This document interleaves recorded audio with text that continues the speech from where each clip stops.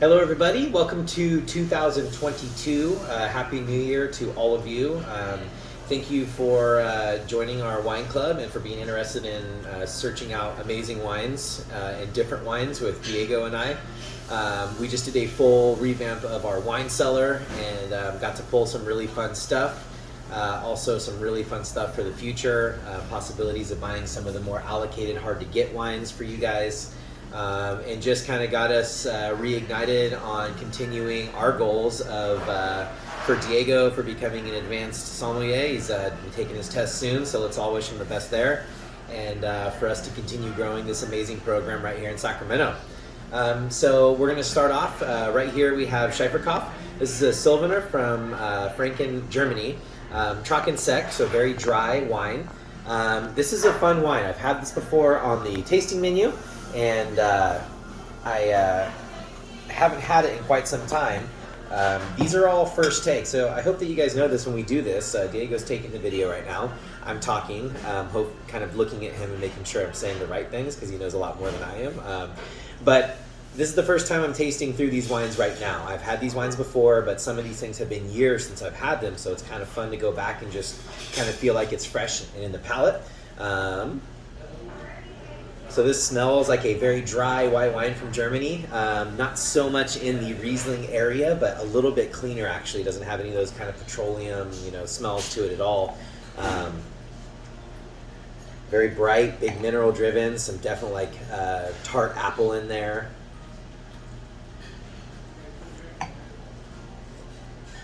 It's just such a fun wine. It's so clear, it's so crisp. It's lighter than I remember it being, which is a good thing. I think if we're talking about food, you could definitely go, non-spicy food, I think, for sure. You don't really have sweetness on this at all whatsoever. It's very dry, great acidity. I would probably go something like ceviche without the spice, or you could definitely do like oysters with this. I think would be fantastic. Or even if you wanted to open mussels or clams with some of the wine and then drink it with the dish later, I think that'd be really fun. But very clear, very mineral driven. Definitely something you want to serve fairly cold. And definitely something you want to start your night off with. This isn't made for heavy foods. Because while it does have that big acidity and that big beautiful minerality, it isn't a heavy-bodied wine. It's very light, very refreshing. This is a really fun wine to have during this time of year. I don't know about you guys, but I don't drink the normal standard stuff during the times of year that you're supposed to. So as it gets colder, most people are like, hey, it's red wine time, and we're thinking more so I'm ready to open up a bottle of really dry Sylvaner from Germany and start drinking that. So fun wine. Next up, Martin Sancho, which is a Verdejo, 2016, so this got some age on it. This is from Ruedo, which is a little east of Rías Baixas on the western coast of Spain. Spanish white wines, kind of one of my favorites, very interesting whites. They always have complexity to them. This one I remember, like I said, 2016, so it's had some time now. We're looking at 7 years. So let's see where it's at on the nose. So kind of what I expected. You're not going to get a whole lot of rambunctious nose quality to Spanish whites. They're a little more subdued than I think other whites. Like if you get into the Rhone varietals or Chardonnays or any of those bigger wines, Rieslings. This is more along the lines of like the Pinot Grigios and some of those wines that don't have a huge nose to them. But there are some kind of ocean air qualities to it, so maybe a little bit of salinity on the nose. Definitely some greenness, which I think is really pleasant.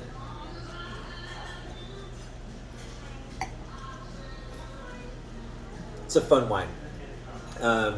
So this does have a little bit of grip to it with greenness, and on the back of the palate, you're going to get, it does have acidity to it, but it's got really big minerality, which is really kind of fun. This is definitely a wine that you could pair together with a piece of fish that's been lightly grilled. I definitely bring some grilled quality to this because I think some wines are really looking for that, that little bit of char, and I think this is definitely one of those wines that is doing that. Build yourself a little cream sauce. Capers, I think, would go phenomenally with this wine. Look for green flavors for for those flavor profiles that have salinity to them, some good salt. I think this really pairs well with that. I'm definitely seeing like a fish piccata. We have a piccata on the menu right now, which is kind of funny because this would go really well with that kumquat piccata dish. So definitely think about something along the lines in there. Fun wine though. I hope that you guys get an opportunity to try this and let us know what you think, because it is very different. Next up, Middle Earth Chardonnay. This is from the Nelson, it's actually Nelson Bay, so this is on the very top portion of the wine growing region of New Zealand. Nelson is this little cove, and it sits right in there, so it's slightly protected from the kind of the ocean influence. It's on the ocean, but it doesn't get pelted because it sits inside of this cove with protection. And I remember when I bought this wine at first, I was blown away. It's Burgundian style Chardonnay. Sometimes people hate saying that, Burgundian style, but there is a very specific style when you're talking about the birthplace of Chardonnay. That's where it comes from. So there is a very specific kind of style that people can achieve in different areas of the world. Nelson being one of those. This is a fun Chardonnay. This got brought on for a tasting menu, I want to say like almost 5 years ago. Not this specific vintage, but a vintage of it. I bought it multiple times since then. And once again, like it's just one of those things where you smell a Chardonnay that you know is not from Burgundy, and you're like, man, if I was blind tasting this, I might put it in somewhere in Burgundy, maybe in the southern part of Burgundy. And you think about it, and New Zealand being so far south, it's cold top and bottom. So I think maybe sometimes people think of New Zealand as this like super tropical area, but it's actually pretty chilly. It's a colder area, colder climate, which makes it great for Chardonnay, and of course Sauvignon Blanc, which you know very well from that area of the world. But this is very like classic Chardonnay, really enjoyable. Oh, so you get those kind of like banana qualities. You definitely get some of the apple kind of quality in there, but more ripe apple this time, even into the baked area. Let's see what it's tasting like.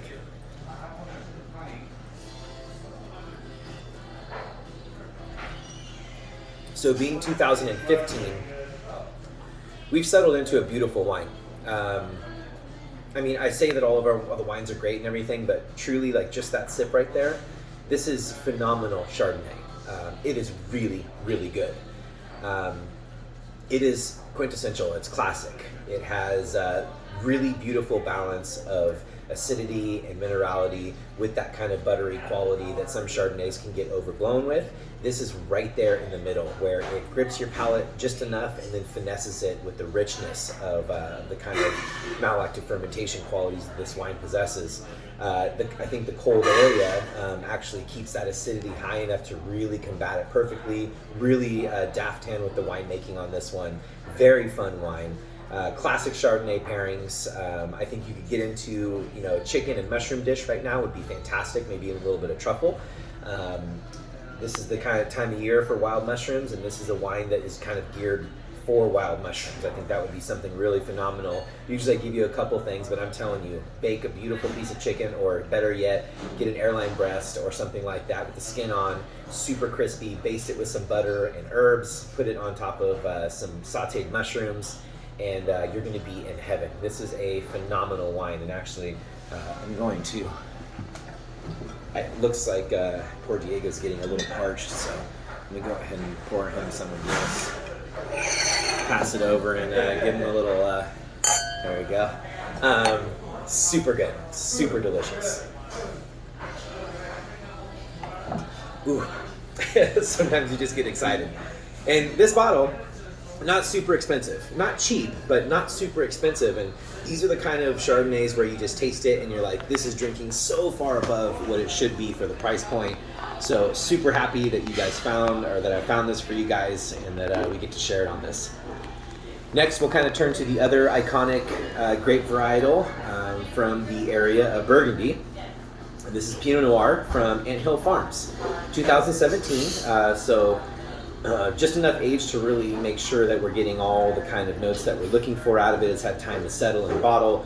This is Sonoma Coast Pinot Noir from Anthill Farms. This is one of those kind of Pinots that just gravitated by the glass program that I was really, really excited about when it came in.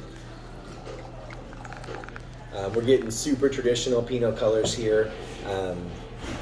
Not too light, not too inky and dark. Pinot should never be that really inky, dark kind of quality. It's not normal, but it looks like just beautiful red. It's just gorgeous. On the nose, you're getting that like cold climate Pinot. You're getting a little bit of pepper, a little bit of spice on there, which is kind of nice. Really good.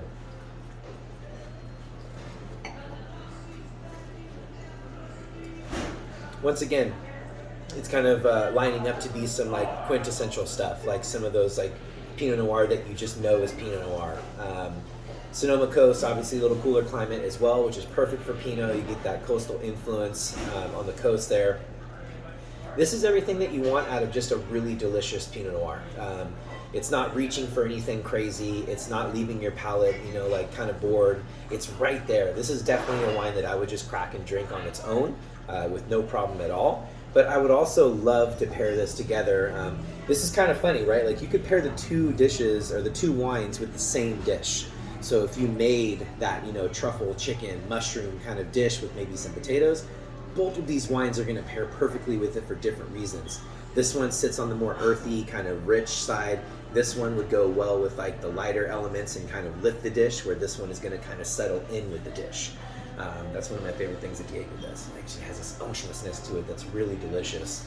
Velvety, beautiful finish. It's long enough to like keep your palate excited, make you want to drink more. The acidity is a really beautiful balance. This to me is like Sonoma Coast Pinot Noir. It's such a great bottle. Hopefully you guys really enjoy this.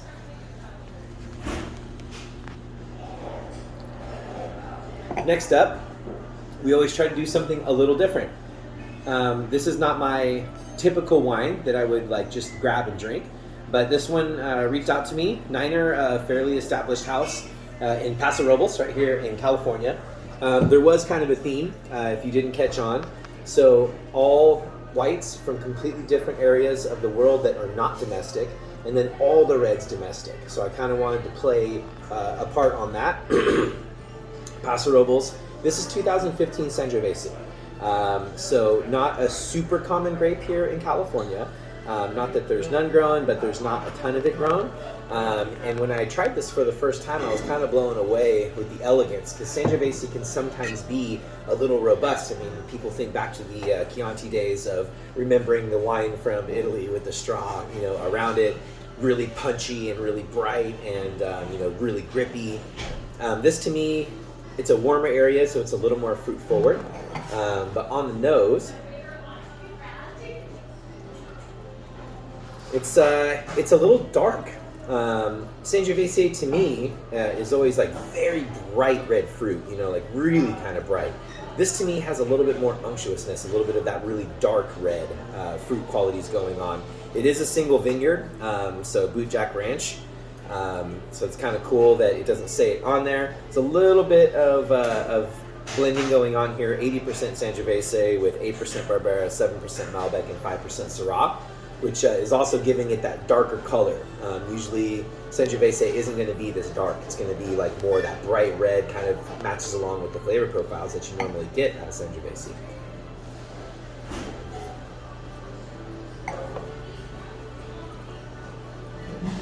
Yeah, but pretty classic on the palate.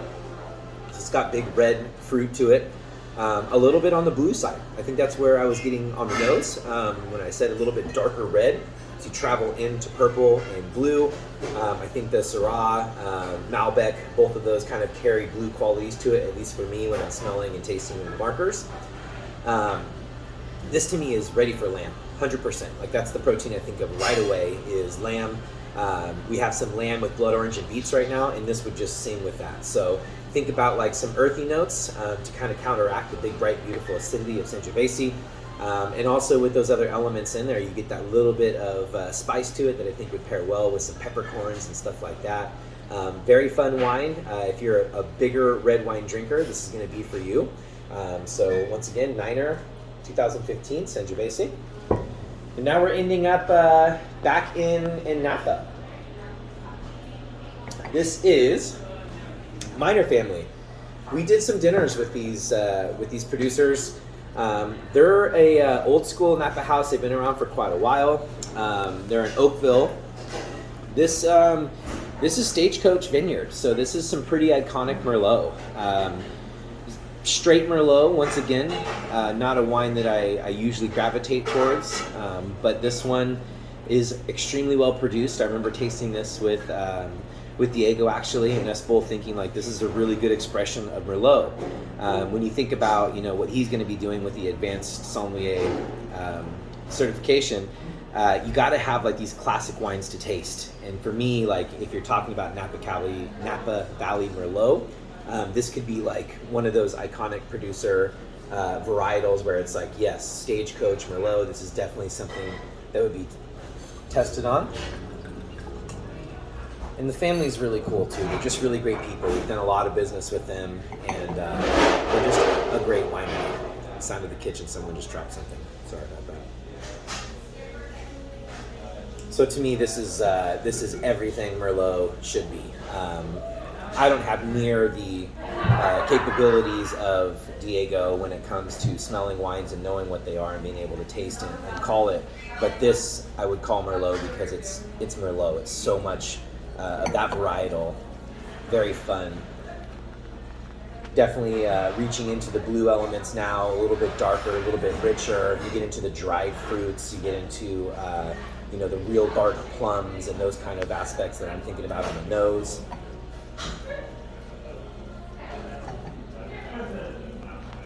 So, as you probably know, in Napa Cabernets, Merlots, they can get a little bit over-extracted. They can have a little too much oak. It's kind of a signature of a lot of wines down there, and a lot of people like that.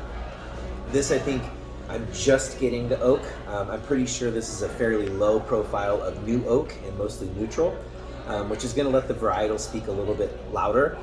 When you have Stagecoach fruit, I don't think you want to like kind of beat it over the head with oak and with over extraction. This still has a good amount of grip and acidity to it. Definitely thinking you can get into the braised area of this, something rich, duck confit, cassoulet. I think beans pair well with Merlot for some reason. I've always kind of had that correlation in my mind, but maybe a nice cassoulet I think would be really, really good with this. You could also go in the realm of duck breast with a reduction. Merlot to me reduces very well. I think it's got a lot going on. It's complex, so when you reduce a complex wine, you get a complex sauce. And that would be really fun with this. So I would think duck, kind of going all the way in. Get adventurous, find a cassoulet recipe and do something like that. Get some local beans from Rancho Gordo or something like that, and give your hand a really old school French technique of cooking. That's it for us this month. Super excited. Next month we'll pick 6 more wines. We'll shoot a cool video. We'll try to get Diego out from behind the camera because he doesn't want to talk to you guys. He's shaking his head no right now, but I'm going to force him eventually. And thank you so much for the support. We're trying to do this, just 2 guys that love wine, 1 guy that just tastes everything and has his opinion, and 1 guy that really knows all the stuff about the wine. So I think that's why we work so well together. We're having a lot of fun doing this with all of you. So have a great January. Hopefully it's the beginning of a wonderful year, and see you next time.